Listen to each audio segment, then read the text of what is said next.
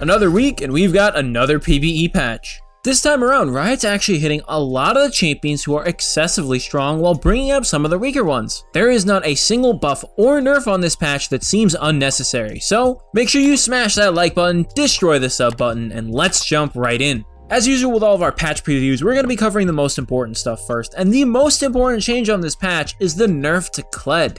Kled has been riding mighty high on a lot of the recent patches, and this nerf definitely tones him down a little bit. A 2-second nerf on an ability in the early game might seem like it's really small, but let me put it to you this way. Do you know how long it takes for you to hit level 9 in game time? Honestly, I didn't have a solid answer for that, but my excuse is that I am a jungle main. Hitting level 9 in the top lane is very different than hitting it in the jungle, obviously. But as it turns out, you're going to be hitting level 9, if things are going pretty much perfectly, roughly between the 15 and 20 minute mark. That is a lot of time that you're spending with a longer cooldown on your Q. It really is not a small nerf. While this isn't going to kill Kled directly from the almost borderline broken tier down to the oh I'm barely 50% win rate tier, you'll definitely notice that you have more breathing room in lanes against Kled and that you might not have as much kill potential as you did before if you're playing Kled. There's also a similar nerf here coming out to Katarina. With Kled, they nerfed his cooldown, but Katarina loses scaling on her passive.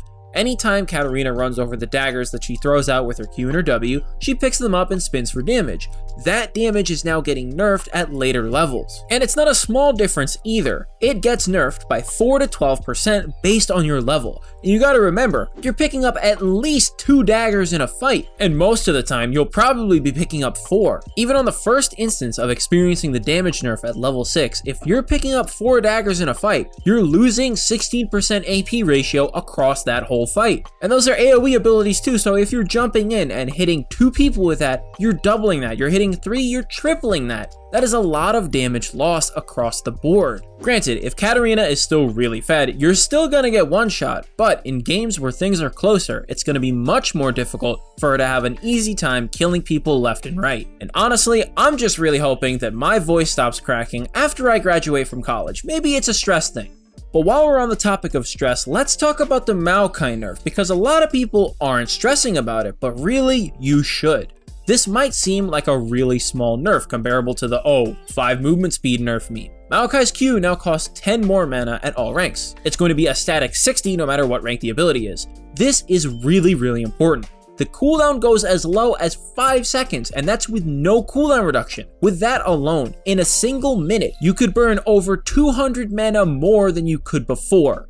Some people barely start with that amount of mana, and a lot of Maokai players make the mistake of not building any. They rush items like Sunfires or Spirit Visage and have no mana to back themselves up with. If you are going to be that type of Maokai player, you're going to have a big problem now. And with Riot slapping on those 3 pretty big nerfs to Kled, Katarina, and Maokai, we can finally move on to our next champion, Nidalee, and talk about a buff. This is the most meaningful buff on this patch, and that's because it applies to a lot of things and a lot harder than you might be thinking. Simply put, Nidalee's Q is getting a 10% AP ratio buff. However, you have to remember that her Q can hit up to 3 times as hard. That means that you'll have 30% extra AP ratio if you're hitting it at max range. That is a big difference. And let's say on average you're hitting spears in the double range mark. That's still a 20% buff. And I mean, hey, if you're not satisfied with a buff that literally makes you hit harder at every point in the game with your ability, then I mean, what are you looking for? Don't forget, this also affects jungle camps too. You know, the things that you pretty much always hit a max range Q on? Yeah, those. This will considerably improve Nidalee's clear, especially on her blue buff and Gromp, the 2 camps that have a negative magic resist. While we have briefly jumped from the nerf train to the buffs, we're gonna jump right back on that nerf train because Miss Fortune gets a pretty big nerf.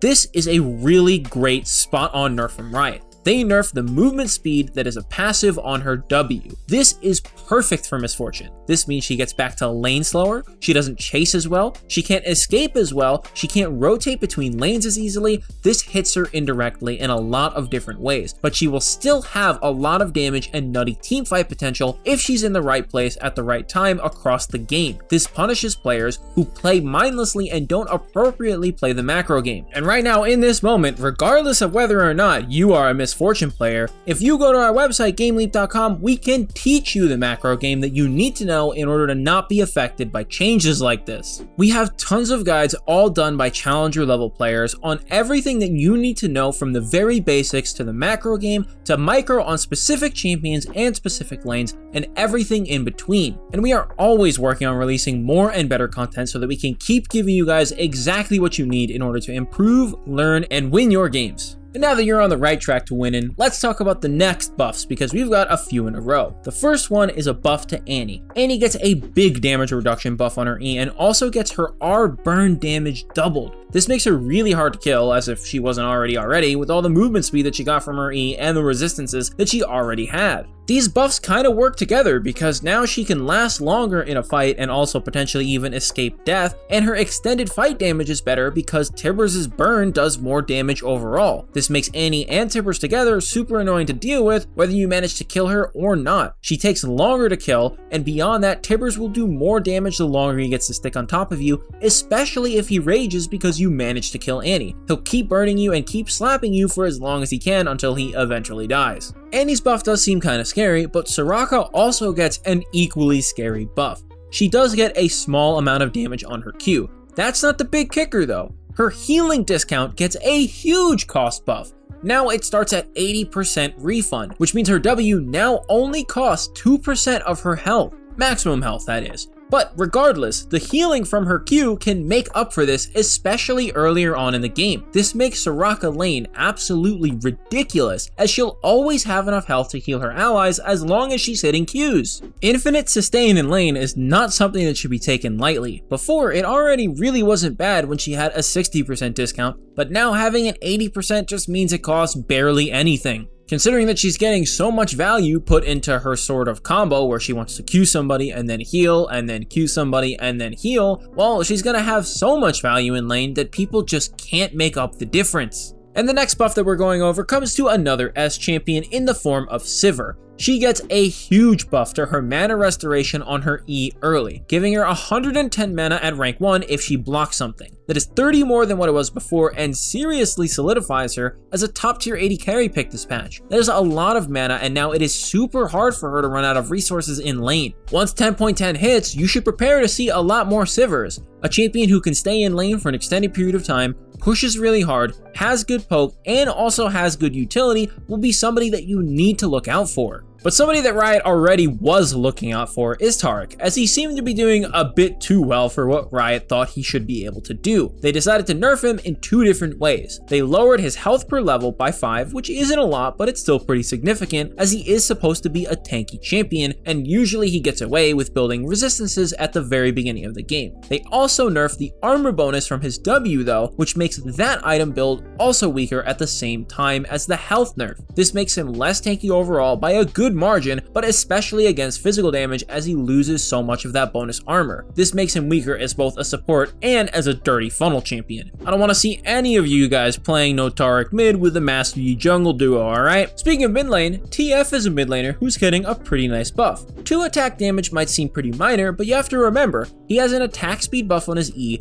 and any attack damage that he gets helps him CS early on in the game. That's really important to consider because TF gets extra gold from every CS he gets, so it doesn't just enhance his early game trades, it also makes it easier for him to take advantage of his passive. But Riot didn't stop there, they also buffed his R by making the ultimate cost only 100 mana rather than 150. And this is big because his W is a very cheap spell, and now, before when you wouldn't have enough mana to use a gold card after using your ultimate, now you will, because you just have enough from the reduction alone. Of course, you will end up in situations where you only have, say, 105 mana, where you can still ulti and you won't be able to do anything. But you really won't find yourself running out of mana like that anymore with the reduced cost, and that's going to be a very rare scenario. If you are having that happen to you, maybe you should reconsider some things, as it sounds like you're either wasting too much mana or not using your blue card enough. One or the other. I really hope you didn't think Nidalee was the only jungler getting touched on this patch, because Kayn is getting hit too. Specifically Rost, the red Kayn. This nerf is pretty tiny. Healing goes down from his passive, which really isn't that big of a deal. You've got your Conqueror, potentially a Death Dance, 3 to 5% less healing at different points in the game shouldn't make much of a difference most of the time. However,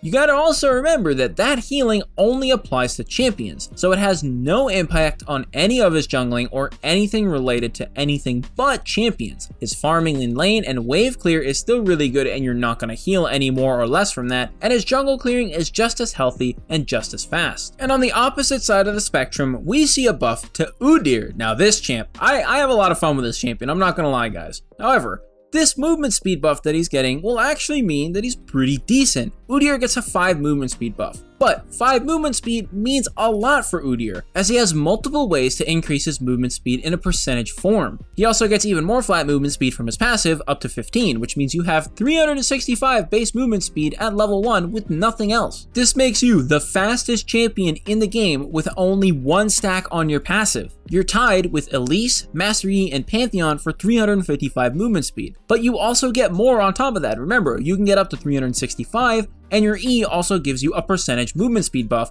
which is affected by the amount that you have as a flat number. From there, you also have your Blue Smite, which will give you more movement speed, and you might be taking Nimbus Cloak, which is even more movement speed percentage bonuses that you can be gaining. If you happen to have Water Walking too, because why not, you might, that's another 25 bonus movement speed that you can throw in the mix. You kind of get the idea here. Udyr is going to be so fast that he's going to get a lot done. You can escape from sticky situations more often now. You have a better chasing ability by quite a bit. You also have a slightly faster jungle clear by a decent amount. And for somebody who relies on surprise and early kills, it's really great. You can run people down and really effectively get in and out of fights that you couldn't before, especially in the early game with all the movement speed bonuses that you have, but that definitely doesn't fall off in the late game, as movement speed is very important to dodge skill shots, get out of sticky situations where you might be getting CC'd if you fall too far behind, that sort of thing. Now, all of this sounds great, but Udyr does have problems. He's an old champion and he can't really deal with people who can spam stealth. He does have some really bad matchups like Olaf, that sort of thing. And so this change won't get him around that, and considering the champions that are strong right now,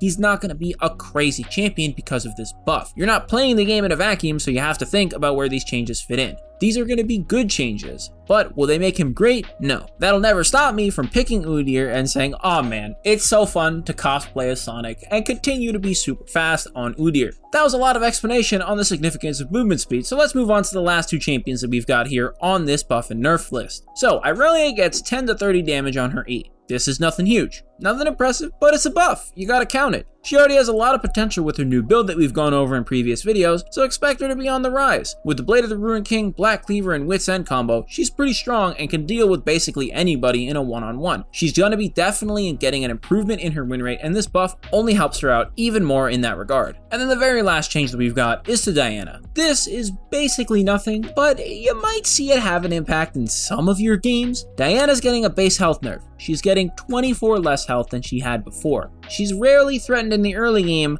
but 24 HP is like half an auto attack or even just a little bit of minion damage difference, so you might get those kills early on or maybe at like a level 3 fight. This isn't really that big of a nerf, and it doesn't hurt her scaling in any way, and it doesn't make her any less of a bully against a lot of the champions that really like to be played in the mid lane. So will this solve the problems of Diana being super turbo strong? Probably not. But you know what definitely can help you deal with champions who have strong laning like Diana? If somehow you didn't know already, I can say it again. Our website, GameLeap.com. Seriously guys, we've got tons of guides all done by challenger level players on just about anything that you could ever need. Whether you're looking for a guide on a specific champion, maybe a VOD review to pick up some unique skills from really good players, maybe you need a breakdown of a new champion's abilities that you're trying to learn, whatever it might be, we have something up there for you to get you to improving, learning more, and winning your games. Honestly, as somebody who's gone from the depths of silver all the way up to challenger after plenty of years of gameplay, I can definitely see how our website would be a huge boost to everybody who wants to get better. There's simply nowhere else that you could go to find this depth of information and breadth of information. There's so many different kinds of videos and everything gets to go super in detail because all of our creators know exactly what they're doing and they've all made it to the top. And if you made it this far, thanks for watching the whole video.